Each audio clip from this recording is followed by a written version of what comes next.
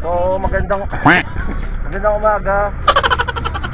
Road update tayo. So nakatayo itong exit na to.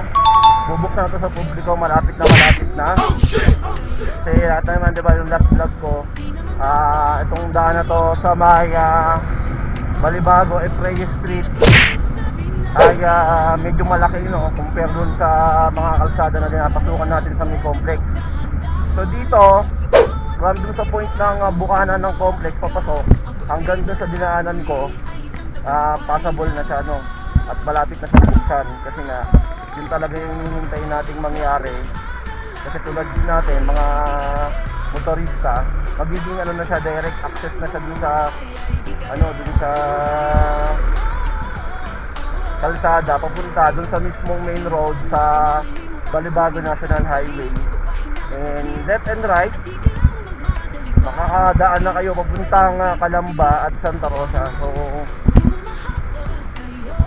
kumbaga hindi na hassle sa inyo ang pumasok pa ng complex, kasi usually complex dyan, traffic dyan lalo doon sa may tapat ng Victory Mall. So pag nabuksan na itong daan na to, malaking ginhawa dun sa mga riders natin na dadaan dito, no? So yun. Boss, kailan bubuksan to? Pero ngayon,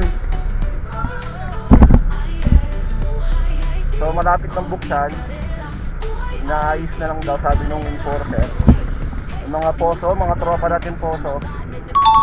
So technically malapit na, kasi nag-announce na talaga si Mayor mabubuksan tong daan. And malalaman natin kung ano magiging na traffic flow, kasi tago yung sistema ng daan.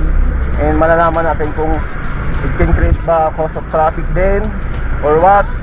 Pero naniniwala naman tayo na malaking bagay ito sa mga riders na tulad natin at sa mga motorista na dumadaan dyan sa complex. Araw-araw na traffic, araw-araw na talagang perwisyo, dahil nga pagdadaan ka dyan, Diyos ko po, traffic. And aside doon, din sa mga PUB, mga utility vehicle, nagkakaroon na rin ng bayad. So meron pa ng bayad, hindi para nagkakaroon, I mean meron talagang bayad.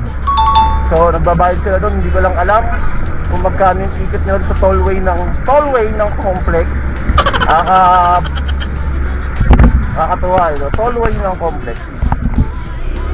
So yun lamang guys, at i-update ko kayo pag once na nabuksan na yung daan.